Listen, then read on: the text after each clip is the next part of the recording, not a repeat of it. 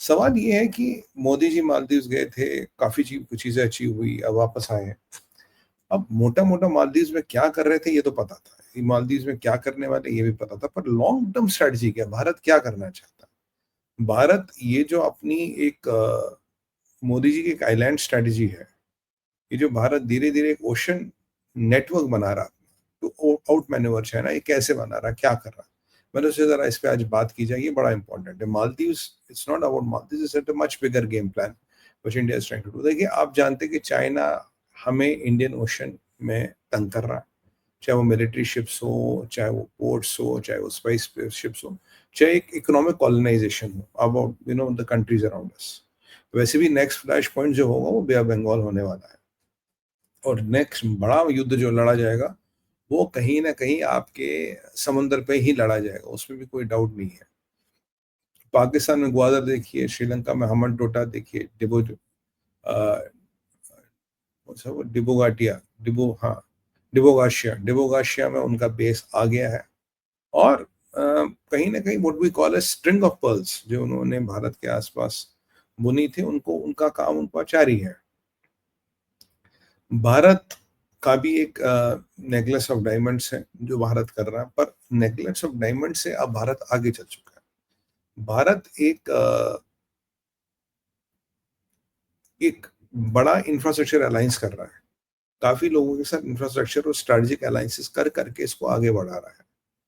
या क्योंकि भारत का अभी जो पुश मुझे लगता है, जो मुझे समझ आता है, भारत का पुश बदल गया। भारत डज नॉट बिलीव, और जो मेरा भी मानना है कि नेक्स्ट लड़ाई जो होगी ये आर्मी की या ड्रोनों के या मिसाइलों की होगी। नेक्स्ट बड़ी लड़ाई will be on the seize.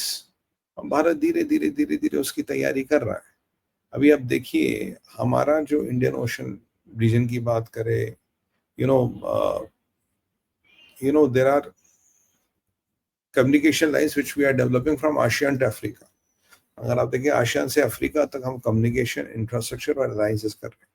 इसमें ओशन रीजन के छोटे देश जो है, फिजी हो गया, कई सारे ऐसे देश हैं जिनके साथ हमने अपने रिलेशंस इंप्रूव किए। अगर मैं आपको बताऊं, आज हमारा जो इंडियन ओशन रीजन में जो देश है, छोटे देश है, कोई हो सकता है, कोई फिजी से भी हो, कोई कहीं से भी हो, इंडियन ओशन रीजन से जो हमारे देश है, अब हमारा बिजनेस उनसे करीब करीब $200 बिलियन तक पहुंच गया है। और ये बहुत बड़ा है। पहले एक मिनिस्कुअल बिजनेस था, और आने वाला इसका जो विजन है, करीब करीब 500 बिलियन से $1 ट्रिलियन का हो रहा है, का देखा जा रहा है। इसमें एक हमसे एसेंशियल सप्लाईज, मतलब इनकी इकोनॉमी को अपनी इकोनॉमी के साथ बांधने का प्रयास है, ताकि एक हमारा वर्चुअल फ्रंटियर वहां बने। ये हमारी कार्रवाई जारी है। अब मैं आपको कह रहा था कि भाई, अंडमान निकोबार में there's something called over the horizon radar. Over the horizon radar ये बहुत बड़ा रडार होता है, और ये ऐसा माना जाता है कि छोटी से छोटी नाव भी हो, छोटे से छोटा बोट भी, उसको भी ये कहीं ना कहीं देख सकता है। तो ओवर द हॉरिजॉन रडार हमारा, देखिए, जहां तक मुझे पता है, अंडमान निकोबार में है। क्या ओवर द हॉरिजॉन रडार्स या active surveillance systems which may not be over the horizon radars, क्या ये सेशल्स में, मालदीव्स में, मॉरिशस में, श्रीलंका में भारत लगा रहा है या लगा सकता है? मेरा मानना है हो सकता है, क्योंकि इन क्षेत्रों में अगर एक सिविलियन पोर्ट भी बनाते हो, एक सिविलियन पोर्ट को भी डेवलप करते हो, उसका भी कहीं ना कहीं जाके एक डुअल मिलिट्री यूज तो होता ही होता है। There is nothing called civilian in this, they all have dual military uses at the end of the day. क्योंकि सिविलियन पोर्ट इन जगहों में बनाने में कोई इंटरेस्ट इसलिए नहीं होता भाई, यहाँ ट्रैफिक इतना, आप सिविलियन पोर्ट बनाएंगे तो what is the quantum of traffic you are going to get? You are going to get nothing in traffic. तो how do you plan to recover the port costs? तो यहाँ जो पुराना infrastructure है वो तो करो, ठीक है इनके लिए, बट अगर आप नया इंफ्रास्ट्रक्चर बनाओगे, अपग्रेड करोगे, एनहांस करोगे, तो आप मान के चलिए वो एक डुअल यूज के लिए ही होगा। बाकी कोस्टल सर्वेलेंस रडार्स का हमारा एक बहुत बड़ा प्रोजेक्ट है, जिसमें हम पूरे इंडियन ओशन रीजन में कोस्टल सर्वेलेंस रडार्स को बढ़ा रहे हैं।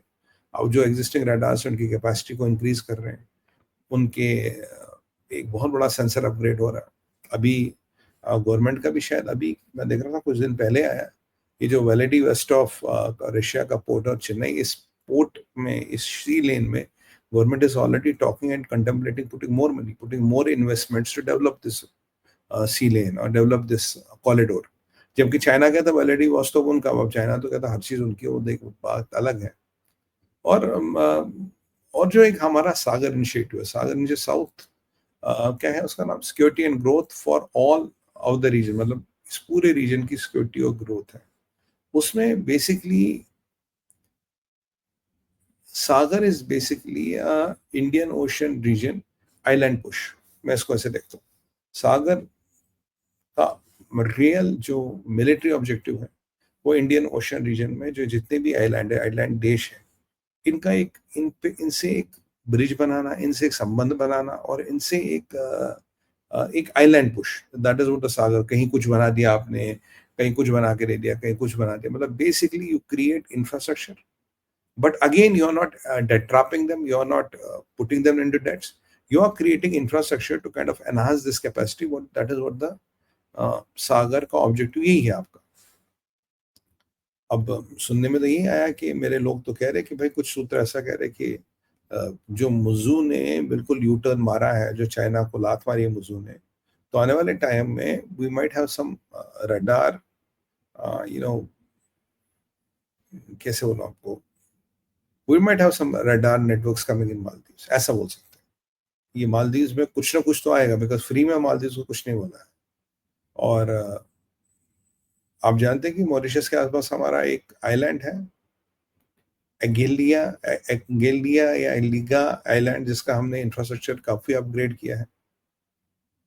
भाई वहां इंफ्रास्ट्रक्चर अपग्रेड करेंगे तो उसके कारण होंगे ना कुछ।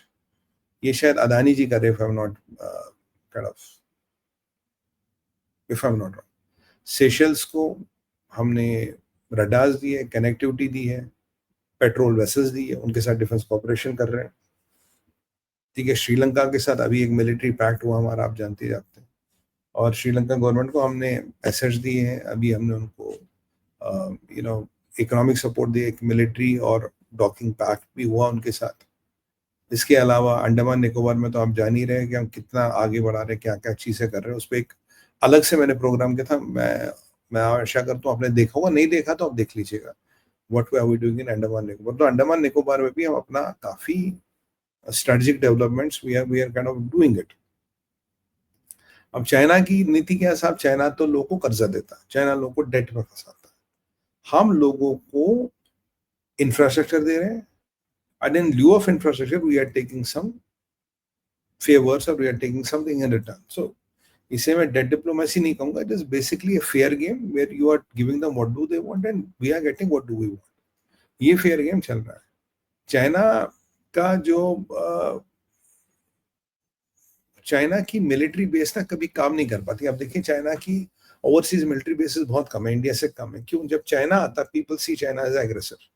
अब ग्वादर बना, ग्वादर में मिलिट्री बेस बना, ग्वादर में हॉस्टल बना, इवन ग्वादर में एयरपोर्ट बना, इवन ग्वादर में एक चाइना पाकिस्तान फ्रेंडशिप हॉस्टल बनना था, आज तक वो नहीं बन पाया, वो चालू नहीं हो पाया।